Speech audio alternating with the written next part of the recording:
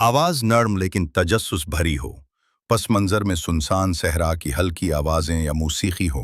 कुन करोड़ों साल पहले जब जमीन पर ना कोई इंसान था, न कोई परिंदा, न दरख्तों की छांव, सिर्फ धूल उड़ाते मैदान, गरजते आतिशफिशां और राज करते खूनखार डायनासोर। इसी जमाने में मौजूदा मंगोलिया के सिंगलाख पहाड़ों के दामन में एक अनोखा शिकारी पैदा हुआ। नाम था उसका खान खुलू, जिसे आज के साइंसदान ड्रैगन प्रिंस कहते हैं। खान खुलू ना तो मुकम्मल टी रिक्स था, ना ही कोई आम डायनासोर।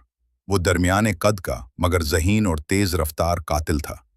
उसकी आंखों में वहशत थी, उसके पंजे नोकीले और जबड़े आहनी कैंची की तरह।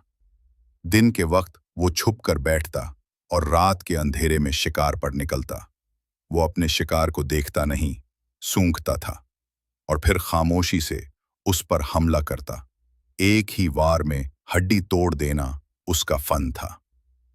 लेकिन खान खुल्लू सिर्फ कातिल नहीं था, वो एक आगाज था, एक नस्ल की बुनियाद जिसने आगे चलकर टीरेक्स जैसे देव हैकल डायनासोर को जन्म दिया। करोड़ों साल बाद उसकी हड्डियां मंगोलिया की जमीन से निकाली गईं और कई दहाइयों तक एक दराज में बंद रहीं, हत्ता कि आज के साइंसदानों ने उस पर दोबारा नजर डाली और दुनिया को बताया, ये है वो पुराना राज जो अब नया इल्म बनने जा रहा है।